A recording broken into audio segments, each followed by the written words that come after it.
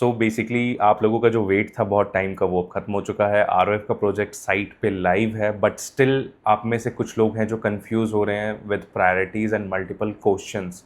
सो उनमें से कुछ क्वेश्चंस मैंने पिक करे हैं जो मेरे को लगा कि मैं आप लोगों के सबके साथ डिस्कस कर लूँ बेसिकली इस वजह से, ताकि आप कंफ्यूज होकर गलत चीज़ें फिल ना कर दो with the help of very smart brokers. की कुछ ब्रोकर्स पता नहीं फिल करने के चक्कर में कुछ भी फिल करवा रहे हैं। तो थोड़ी बहुत क्वेरीज है जो मैं क्लियर आउट करना चाहता हूँ। सबसे पहला जो बेसिक है दैट इज़ प्रायोरिटीज़ के ऊपर मैं बताता हूँ कि इसमें दो प्रायोरिटीज़ होती हैं, वैसे चार प्रायोरिटीज़ होती हैं, प्रायोरिटी 1, प्रायोरिटी 2, प्रायोरिटी 3 एंड 4।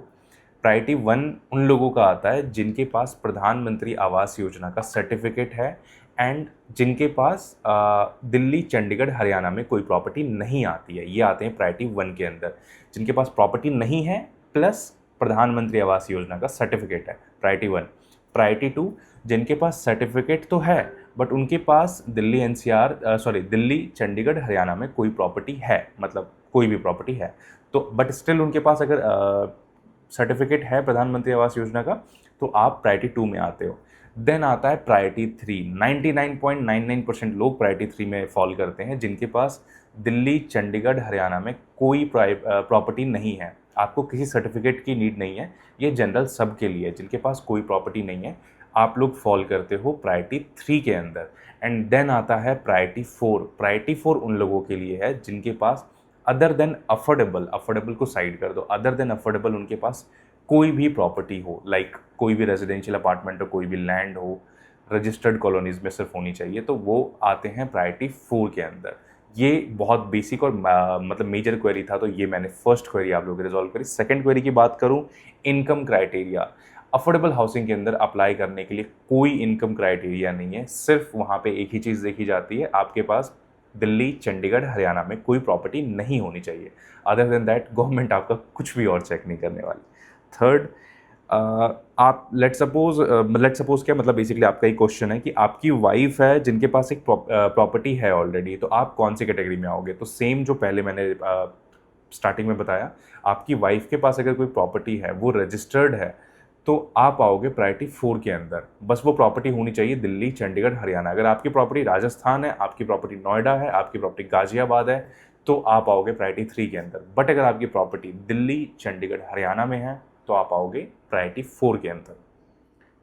इसमें अप्लाई करें या 4S का वेट करें? देखो ये क्वेश्चन ना पहली बार नहीं आ रहा है, आज से लगभग 4 साल 5 साल 4 साढ़े 4 साल पहले ना एक प्रोजेक्ट आया था गुड़गांव के अंदर इन सेक्टर 106 एंड सेक्टर 99। एक ही टाइम पे दोनों प्रोजेक्ट आया था। मैंने उस टाइम भी लोगों को एक ही चीज़ कहा था, अगर आपको अपने ऊपर इतना कॉन्फिडेंस है, आपको लगता है कि आप एमआरजी में अप्लाई करोगे और आपका निकल जाएगा, तो आप एमआरजी अप्लाई करो। वैसे ही आज मैं आप लोगों से कहता हूँ, अगर आपको आपके ऊपर इतना कॉन्फिडेंस है कि आप 4S में अप्लाई करोगे और उसमें आपका निकल जाएगा, तो आप 4S का वेट कर सकते हो। 4S इससे बेटर लोकेशन पे है, इससे बेटर प्रीमियम वो कैटर करेगा, तो जिनको अप्लाई करना है आप उसमें भी अप्लाई कर सकते हो। अभी लाइव नहीं है वो, 1 डेढ़ महीने 2 महीने में वो लाइव होगा, अगर आपको भरोसा है कि उसमें निकल जाए तो।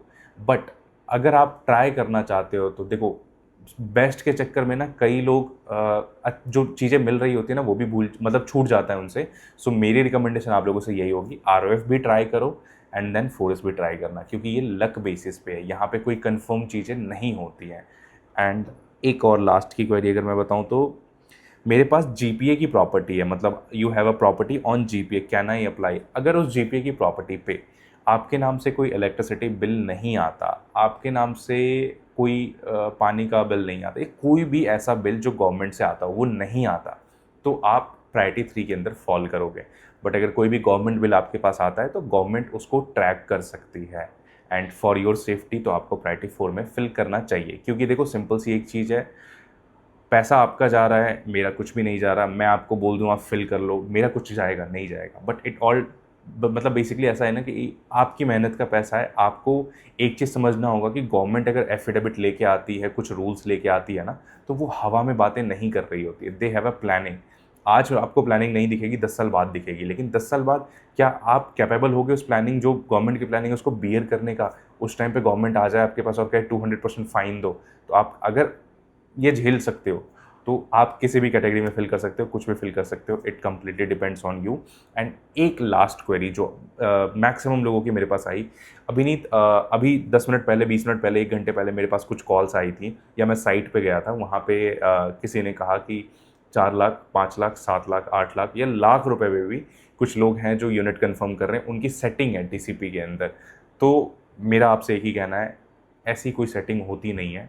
आज की जो गवर्नमेंट चल रही है, इस गवर्नमेंट के अंदर सारी चीज़ें ना अफोर्डेबल हाउसिंग के अंदर, मतलब जो प्रधानमंत्री जी से कनेक्टेड चीज़ें हैं ना, वहाँ पे 100% चीज़ लेजिट रखनी पड़ती है। लेजिट से मेरा मतलब ये है कि बिल्डर रिस्क नहीं लेगा कि वो 10 लाख या 20 लाख के चक्कर में, या मान लो 10 बुकिंग भी करता है तो 1 करोड़ रुपए के चक्कर में या 2 करोड़ रुपए के चक्कर में वो अपने पूरे प्रोजेक्ट के ऊपर रिस्क उठा ले। और जहाँ डेवलपर आरओएफ जैसा हो, जिसकी एक ब्रांड वैल्यू पहले से बनी हुई हो, तो ऐसा डेवलपर कभी ये चीज़ें हरकत नहीं करेगा। तो प्लीज़ इन ट्रैप में ना फंसे।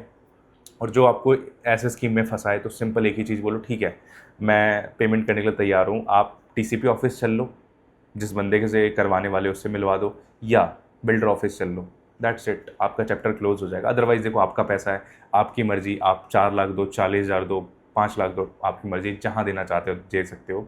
देर इज़ अ टाइम ऐसा कुछ होता था, बट वो टाइम की मैं बात नहीं करूँगा, वो टाइम जा चुका है, अब ऐसा नहीं होता। ये क्लियरली मैं आप लोगों को बता रहा हूँ। और जिन लोगों ने पैसे दे दिए हैं, आप लोगों के लिए कुछ नहीं कह सकते, बस भगवान जी से आशीर्वाद मांग सकते हैं कि हाँ ठीक है, आपका निकल जाए। अदरवाइज तो पैसे तो मिल ही जाएंगे आपको, आज नहीं तो कल। So this video specially for those who are willing to apply in ROF sector 7 सोना। आप में से किसी के पास अगर पीडीएफ नहीं है, आप व्हाट्सएप कर सकते हैं, स्क्रीन पे पीडीएफ मैं शेयर कर दूंगा। और किसी को कोई असिस्टेंस चाहिए इन फॉर्म फिलिंग, मतलब फॉर्म फिल करने के लिए असिस्टेंस चाहिए, तो स्क्रीन पे जो नंबर है आप उस पर व्हाट्सएप कर सकते हैं, मेरी टीम आपसे कनेक्ट कर लेगी, so that it will help you to fill the form. Thank you so much.